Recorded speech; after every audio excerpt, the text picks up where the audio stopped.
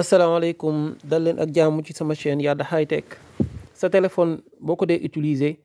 yenn saa yi day dem ba yeex li koy waral bokk na ci application yi ngay utiliser chaque jour dañuy bàyyi li ñu tuddee cache même boo ko désinstallé day bàyyi cache. léegi application bi ma lay présenté pour solution bi mu ngi tudd SD Made da ngay dugg Google Play Store nga bind SD Made bu dee Android nga yor soo ko bindee man dama ko installé ba noppi mi ngi nii di ma proposer ay mise à jour. application bi nii lay mel nii la interface bi di mel bëri na ay fonctionnalité léegi man comme installé naa ko ba noppi dañuy dem ma woon leen sama application nu mel ci sama téléphone damay bind SD Made am na ñaari version am na version professionnelle am na version tam gratuite mais version professionnelle bi moom moo ëpp fonctionnalité moo tax man dama leen di conseiller ngeen jéem ko télécharger version professionnelle léegi nañu tijji benn bi SD Made bi su ma ko tijjee da ngay gis interface bi nii la mel interface bi am na recherche de cadavre nettoyeur système nettoyeur d'application ak base de données waaw boo ñëwee fii nag da nga fi gis yeneen ay vue d'ensemble am na explorateur et cetera man nag fee laa tàmm di ko bàyyi mooy accès rapide bii nii laa koy bàyyi nga xam ne damay bës bouton bu jaune bu verte bi mu def recherche dafa lay wax nag il faut que nga autoriser ko muy accéder say stockage ak sa ay photo yooyu noonu parce que dafa leen di analyser léegi da nga koy def suivant après nga autoriser waat comme mu accéder say fichier personnel voilà après nga cliquer utiliser ce dossier bi nga def autoriser automatiquement soo defee terminer da ngay gis muy commencer di analyser téléphone bi day def recherche de cadavre après mu def nettoyeur système bu nettoyeur système bi jeexee nga gis day dem nettoyeur d'application léegi nag lii nii avantage moom mooy comme ni ma leen ko waxee ci introduction bi dafa lay permettre ngay libérer mémoire bu sa téléphone yéexee téléphone bi nar a fees amoo vidéo boo supprimer amoo son boo supprimer léegi application bi dafa oyof da nga koy télécharger rek nga lancer ko soo ko lancer dina la gañeloo espace bu rëy rëy léegi xoolal man sama analyse presque jeex na boo gisee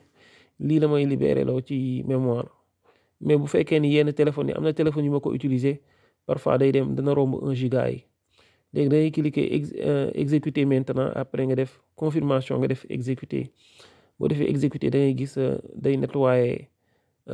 lu mu tuddee cadavre def nettoyeur système su paree def nettoyeur d'application ak base de données am na beneen option tam ci application bi bu tudd recherche de doublon boo ñëwee fii nii da nga gis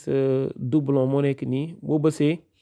lii lan lay njariñam mooy lan boo bësee bu verte bi dafay analyser téléphone bi ba xam am na ay application wala ay photo ay vidéo yoo xam ne ñu nekk na fi ñaari yoon loolu mooy doublon par exemple benn vidéo WhatsApp ñu envoyé la ko ci groupe yu dul jeex dalay arrivé nga nekk ci WhatsApp nga am benn vidéo mu dugg ci lu mat ñetti groupe wala nit envoyé waat la ko léegi application bi su ko analyser dina la wax ni la fichier bi moo xam vidéo la moo xam texte la moo xam son la dina ni la bi nekk na ci téléphone bi ñaari yoon wala mun la nekk na ci téléphone bi ñetti yoon wala mu ni nekk na ci téléphone bi ñeenti yoon mais daf leen di détecter léegi yow moom day supprimer lépp mu bàyyi fi benn kase te loolu daf lay permettre nga gagner mémoire léegi man dama def exprès ma jël benn dossier sama téléphone ma copier waat dossier bi ma dupliquer ko mu nekk ñaar ma xool ndax est-ce que application bi dina ko détecter wala du ko détecter c'est-à-dire dama jël benn dossier boo xam ne ay vidéo yu bari ñoo ci nekk ma jël dossier bi ma copier waat ko mu nekk fi ñaari yoon léegi nag nga xam ni vidéo bu nekk am naa ko ñaari yoon ci téléphone bi léegi noonu laa def nii dama lancer recherche de doublon bi su ma ko lancer léegi bu eggee ba 100% normalement war na leen a afficher léegi ñu xool afficher na leen gisoo fichier bii nii fichier yi yëpp nekk na fi 2 fois premier fichier bi boo xoolee 0,98 giga sax la bëgg a libérer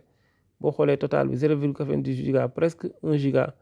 fichier bii nii Handbrake 1 bii nii ngeen di gis moo nekkaat nii c'est le même fichier nekk na fi 2 fois nañ dem ci dossier yi ma won leen fan laa dupliquer fichier yi ma dem stockage interne dossier bi mi ngi tuddoon send la dossier bi tudd moo ngi nii léegi damay dugg boo xoolee OBS screen recorder dossier bii nii dama ko jël moo nekk nii fichier yi nii dama jël fichier yi ma dugalaat ko fii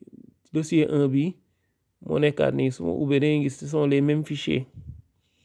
léegi nag application bi détecté na leen léegi damay ñëw ma cliquer ci bouton bu verte bi nii ci suuf su ma tijjee application bi bouton bu verte bi laay cliquer su ma ci cliquer après ma cliquer ci bouton bu rouge bi après ma def supprimer 17 éléments 0,98 giga léegi bu leen supprimer nañ dem ñu vérifier waat est-ce que réellement supprimer wu nañ ma dugg ci dossier boo gisee fichier yi mujj ñëw lay supprimer mais yi fi jiitu day xam ne yooyu ñooy original du leen supprimer voilà bal ma dindi lii ma supprimer ko test la woon rek logiciel bi am na beneen fonctionnalité boo xam ne moom moo tudd planificateur mooy lii da nga koy automatiser ba nga xam ni yow même boo fàttee def analyse moom day analyser boppam léegi da ngay cocher case yëpp ngay cocher après nga ñëw ci kaw am na benn montre nga cliquer si soo cliquer ci montre daf lay laaj ban heure nga bëgg logiciel bi di analyser boppam maa ngi wax logiciel mais application la man dama soxla chaque 1h du matin application bi analyser téléphone bi da ngay ñëw fii nga jox ko ban heure nga bëgg mu koy analyser léegi su paree da lay laaj ñaata ñaata fan man par un jour chaque un jour bëgg naa mu analyser sama activité da ngay gis nee na ma reste 9h37 minutes moo des il est 15h22 actuellement léegi am na beneen fonctionnalité boo xam ne mu ngi tudd nu mu tudd exclusion d'habitude fii laa koy bàyyi man ci accueil bi nii laa koy bàyyi mooy fi ñu bind kii vue d'ensemble exclusion bi pour lan la moom mooy bu fekkee ni da nga am application yoo xam ne bëggoo mu analyser ko wala ay dossier da nga ñëw fii nga sélectionné leen ndax gisoon naa ci benn waaye bu yor application nu mu tudd buy jàng alxuraan te logiciel bi da doon ñëw di supprimer ay fichier son alxuraan yi ci application boobu noonu